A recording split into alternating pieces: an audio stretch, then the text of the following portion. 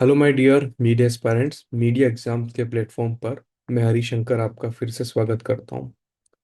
दोस्तों, C U Q P 17 mass communication journalism का जो पेपर है उसके टॉपर्स के वीडियोस में ये सेकंड पार्ट हम रिकॉर्ड कर रहे हैं आपके लिए, ताकि आप ये जान सके कि जिन्होंने अच्छा स्कोर हासिल किया, जिन्होंने अच्छी रैंक हासिल की, उनके अंदर ऐसी कौन सी खास बात थी और उनके अनुभव जो है परीक्षा को लेकर के आ रहे हैं, ये आपको पता होने चाहिए, खास तौर से नए एस्पायरेंट्स को। और जिन्होंने दे दिया है उन्हें भी पता चलता है कि कहीं ना कहीं वो कहाँ पीछे रह गए। और ये इंस्पिरेशन है कि एक इतने टफ पेपर में इतना अच्छा स्कोर बना लेना अपने आप में बड़ी बात होती है। तो आज हमारे साथ जुड़े हुए हैं सत्यम गेंधार जी और अभिषेक मिश्रा जी। सत्यम जी, सबसे पहले मैं आपका स्वागत करना चाहूँगा और आपको मैं शुभकामनाएं देना चाहूँगा कि आपने इतना अच्छा स्कोर हासिल करके इतनी अच्छी रैंक आप हासिल कर रहे हैं। ये काफ़ी बहुत बड़ी बात है।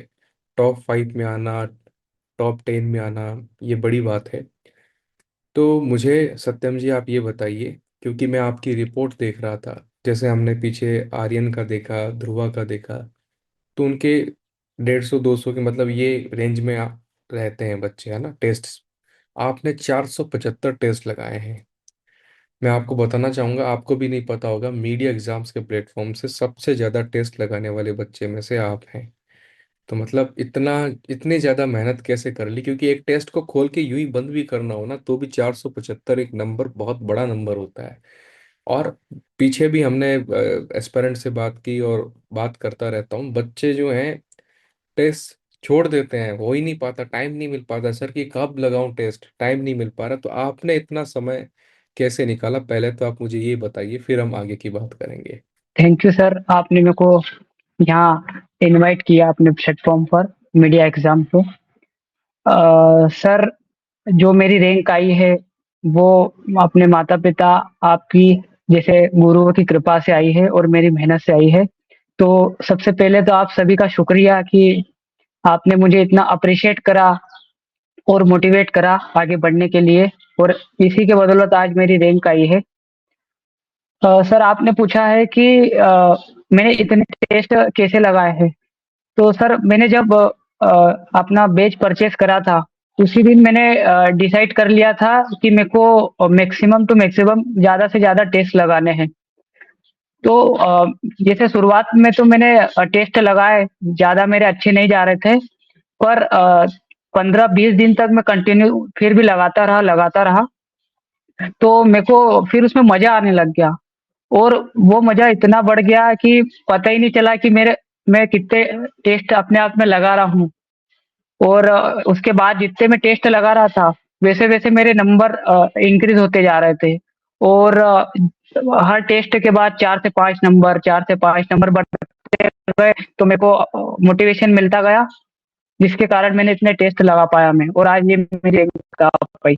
वाकई में ये मुझे बहुत अच्छा लगा। जैसे आप देखिए, आर्यन के 197 टेस्ट हैं, अभी पीछे जो ध्रुवा से बात कर रहे थे उसके 131 टेस्ट हैं। तो मतलब आप उनसे काफ़ी जो है आगे हैं। ठीक है। तो मतलब ये मुझे बहुत अच्छा लगा।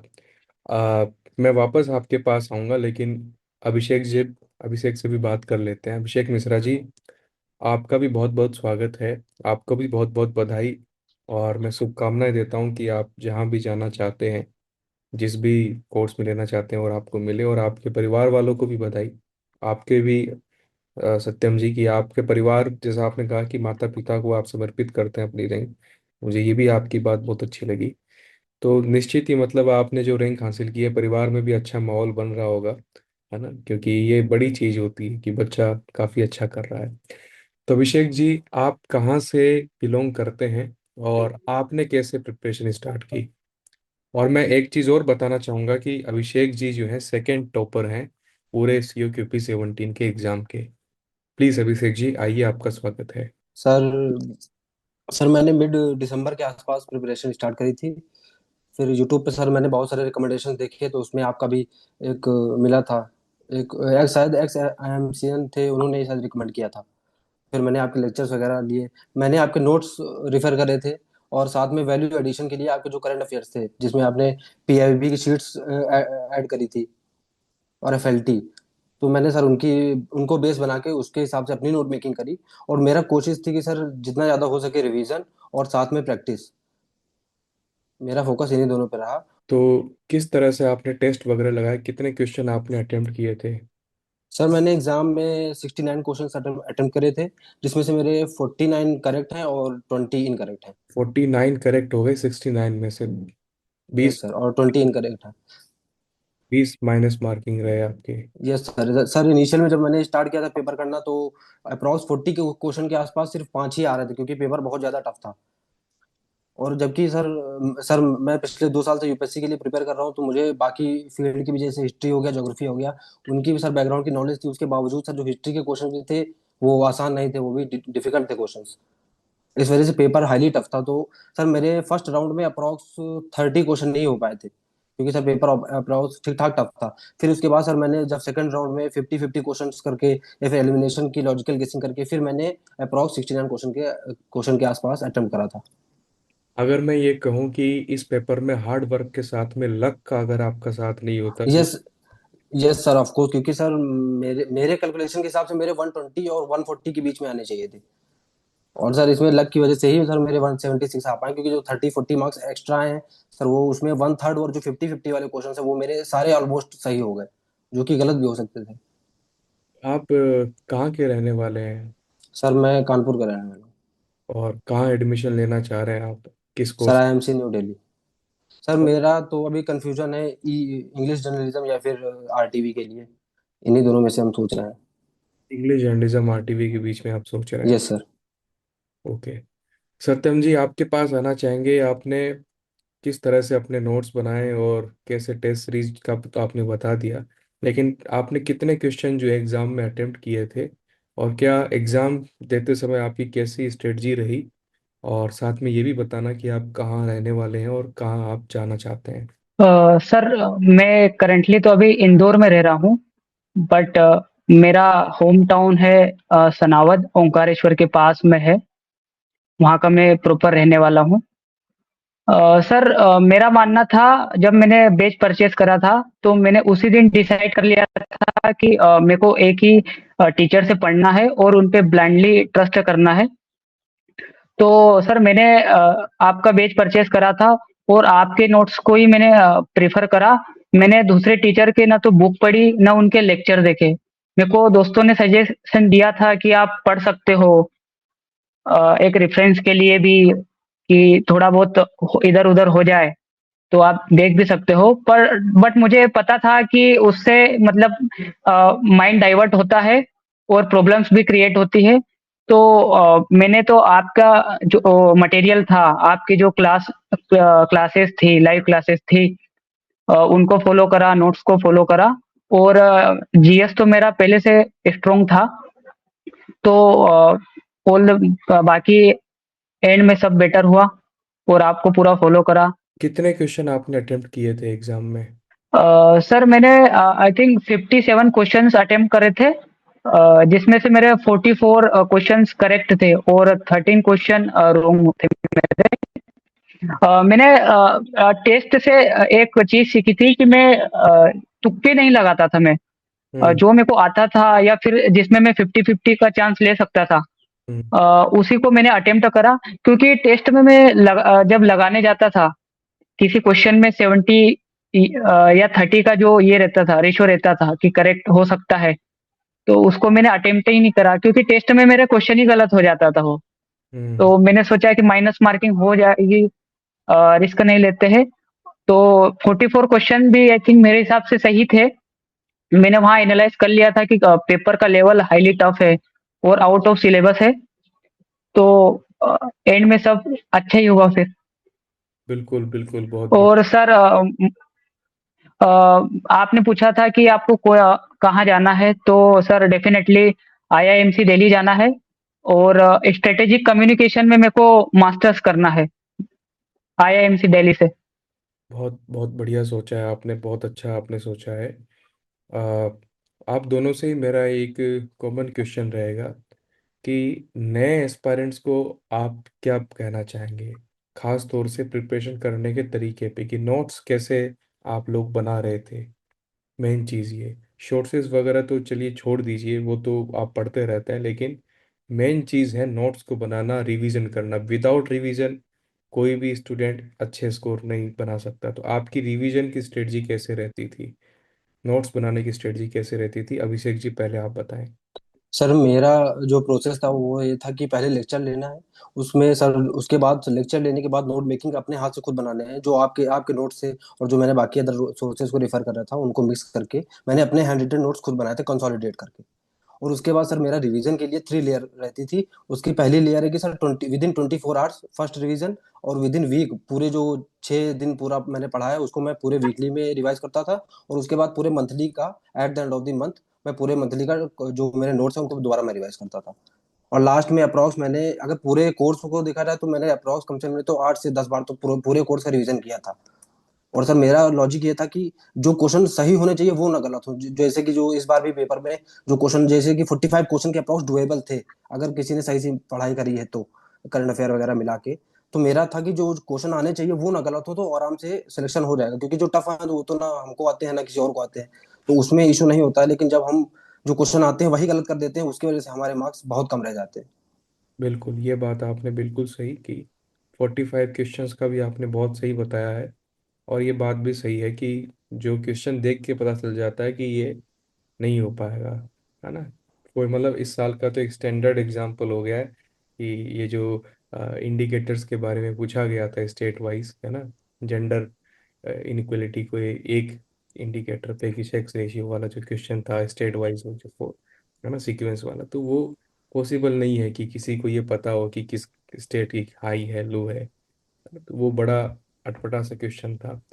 उसमें भी अगर हुआ है तो वो लक वाइज किसी का सही हो गया है, लेकिन उसका कोई, उसे भी पता है कि मुझे ये आता नहीं था, है ना।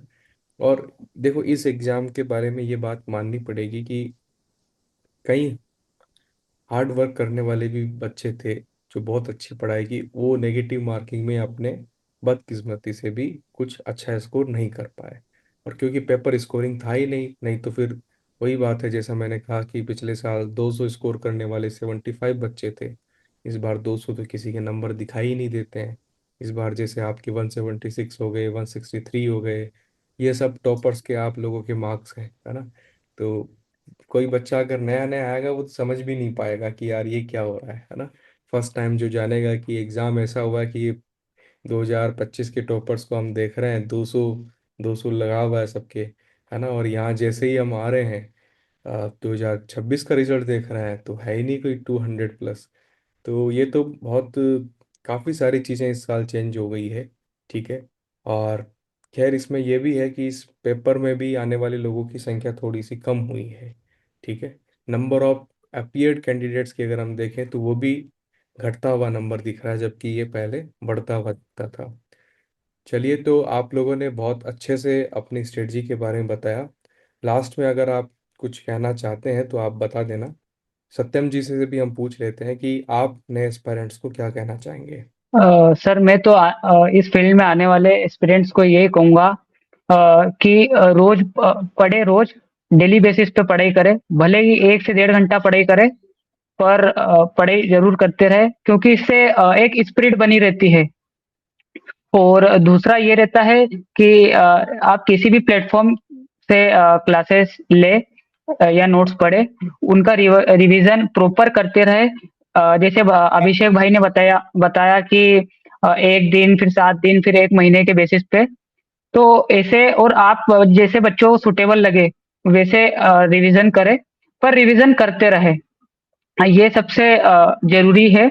और मेरे हिसाब से मैं कहूँगा कि टेस्ट लगाना किसी भी कॉम्पिटिटिव एग्जाम में सबसे सबसे ज्यादा जरूरी है। जितना टेस्ट लगाएंगे उतना ये अंदाजा लग जाता है कि एग्जामिनर क्या पूछेगा। और प्रीवियस ईयर क्वेश्चंस को एनालाइज जरूर करें। लास्ट 3 ईयर 4 ईयर्स के क्वेश्चंस को एनालाइज करके पढ़े। हालांकि इस साल का पेपर तो काफी आउट ऑफ सिलेबस आया था, हम्म, बट कोशिश करें कि ज्यादा से ज्यादा क्वेश्चन ये लगा पाए टेस्ट सीरीज में, मॉक लगाए ज्यादा से ज्यादा। बिल्कुल, बहुत बढ़िया आप लोगों ने बताया। मैं आप दोनों को फिर से अच्छी रैंक लाने के लिए बहुत बहुत बधाई देता हूँ। आपके परिवार वालों को भी बधाई, और आपको शुभकामनाएं कि आप डेफिनेटली अपने मुकाम पे तो हासिल कर ही चुके हैं, बस डॉक्यूमेंटेशन फॉर्मेलिटीज़ बाकी है, क्योंकि इतनी अच्छी रैंक में आपको मनचाहा कोर्स मिल जाएगा जहाँ भी आप जाना चाह रहे हैं। और आगे भी आपका अच्छा प्लेसमेंट हो, आप इंडस्ट्री में जाके जिसमें भी आप एडवर्टाइजिंग, पीआर, जो भी आप सोच रहे हैं, किस में सोच रहे हैं सत्यम जी?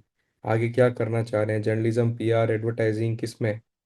सर मेरा प्लान तो एमए इन स्ट्रेटेजिक कम्युनिकेशन करना है आईआईएमसी दिल्ली से। उसके बाद क्या करना चाह रहे हैं, मास्टर्स करने के बाद इंडस्ट्री में क्या करना चाहते हैं?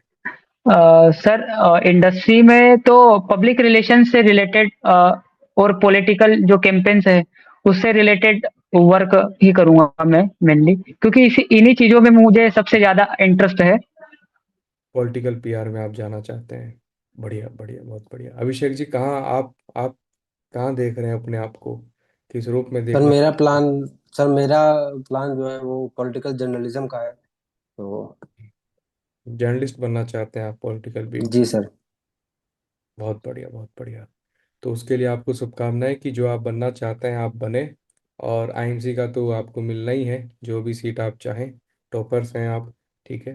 तो आप दोनों का बहुत बहुत धन्यवाद कि आपने समय निकाल के मीडिया एग्जाम्स के माध्यम से बच्चों को जो है अपनी स्ट्रेटजी बताई। और फिर से आपको बधाई देता हूँ, आपको शुभकामनाएं देता हूँ, और आपका धन्यवाद करता हूँ। Thank you. बहुत थैंक यू सर।